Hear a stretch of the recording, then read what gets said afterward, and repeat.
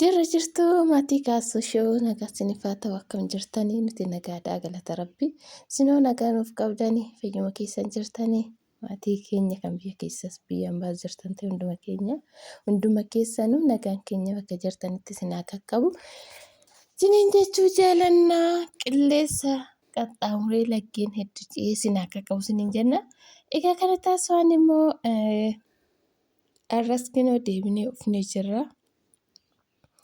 Egaa guyyaa waanuma addaa isiniif hinne jechuudha. Waanuma addaa waan garaan keessan barbaadu. Waan sin barbaachisu keessattuu ijoolleen biyya hambaa jirtan waan sin barbaachisu kaayyoon biyyaa baataniif tokkoffaan kanumaaf waan ta'eef egaa kanaan alatti wanna kaayeffattanis jiraachuun ni malata. Egaa dursi kana jechuudha. Dursi maalidhaa? Mana jireenya mana mataatti ol seensisatanii goojjoo mataatti ol seensisatanii qabaachuu qabanii jedha Oromoon keenya. Innaa kanaaf nutis immoo yoo waan sin barbaaddan waan sin jaalattan siniif hinnee ufnee jirraa ufna gisee hundaa maaliif sin biyya hambaa jirtanii uftanii biyya keessatti hin argitanii maatiin yookiin baadiyyaarra jiraa yookiin immoo yoo biyya magaalarraa ta'etu hojiirra jiraatu ta'a.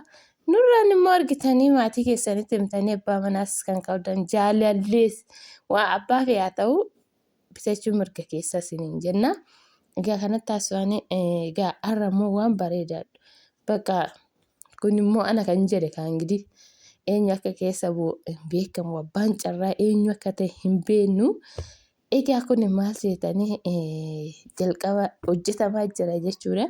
Mana bolokkeettiidhaan hojjetamaa jira akkuma argitan kanan argitanii baay'ee bareeda kan ta'e mana madaamisanii waan adda isa ga'u tokko hin jiru jechuudha. Manni madaamitis akkanumatti hojjetama. Manni madaamitis waa hojjeta yeroo bolokkeettu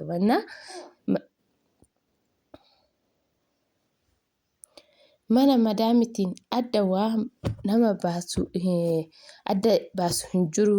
Waan hundumaanuyyuu waan ofii bareeffachuu barbaachisa. Egaa kun akkam seetanii masaranni bahee xumurarra gahaa jira gimmaasharra gahaa jira jechuudha. Girgiddaan isaa akkuma argitan sarraatanyaan hojjechaa jira bargitti sarraatanyaarra jira hojjetamaa jira jechuudha. Naannoo eessa seeta magaalaa keessa Asallaa ganda 8 jechuudha. Ganda 8 argitanii dubartiinis ni hojjetti. Dubartiin illee goobazii akkatti hojjechaa jirtu bolokkeettii baatti. Kan biyya hambaa didee asitti hojjetti. Kan biyya hambaa hunda deemtuun hin qabne asitti hojjetti. Innaa sarraatanyaa hojjechaa jira. Kana abbaan immoo iyyuu gurguratuu barbaade kaartaa pilaanii qaba waan hundumaa qaba jechuudha. Seera qabeessa beektu kan mirreetiti argatee mootummaan kan kenneef jechuudha. Duwwaanis cinaacha isaa hundaanuyyuu kennu manatti jira.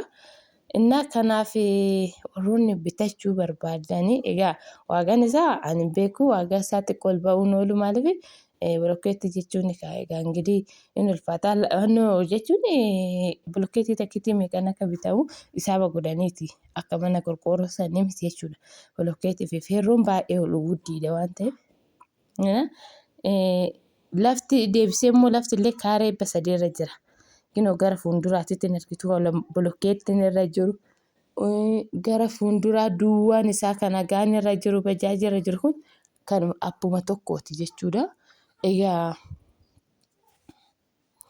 kanatti niin jira maatii keenya kanaaf warroonni bitachuu barbaadan ammoo heloo jedha. Rakkoon hin jiru bilbilli keenya isaa 24 ni hojjeta. Gizee rafnullee hojjeta hin cufamu. Kanaaf iyyuu waagaan isaa waagaa wajjin nu himi gizee baay'ee jettanii waagaa isaa hin beeku. Waagaa nama eega akka ta'e hin bearree. Egaa abbaan bitachuu barbaade waagaa wajjin dubbatama rakkoon qabu maatii wajjin dubbatama waagaanii waan biyyaati.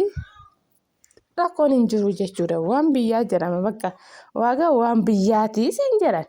Wanna ittiin gurguramee ittiin oolu waan ta'eef bakka jechuun biyyaa injira amma gara hundumtu Adaamatti kan gurguramu kun nu biratti kan gurgurama Sallaarratti gara. Innaa warroonni barbaadan maatii keessan ergaddaa abbaa barbaadan ergachuu ni dandeessu. Ganda 8 beektanii ganda 8 jechuun warroonni beektanii beektu jechuudha. Bootaan baay'ee bareedaa. Kanaaf bolokkeetti. Innaa baay'een keessan immoo waaqaan isaa maa kanatti waddadee waan fiddan hunduu wuddeettan dhuguma. Amma warii faranjii tokko egaa warii aannanii aga 500 jirachaa yeroo jechuudha. Innaa mana dhiisatu warii kan kufee duru jechuudha. Manni ammoo feerroon kun meeqaan bitamaa? Bolokkeettiin meeqaa? Sibiirtoon amma sibiirtoon qumxee takkiitiin kun jechuudha. Qumxee takka 2,200 ta'ee jira jechuudha. 2,200. Amma immoo kan samuunatti olitti ta'e samuuna 800 ture amma 2,200 ta'ee jira. Kan sanirraan gara biraa deemuu hin danda'u. Nadaajiin hin jiru. Makiinaan tokkichi duraan nuti biyya keenya deemuuf sagure kan jedhamu nurraa sagure deemuuf birii 50 kaffalaa amma 500 deemna. Na hin jiru.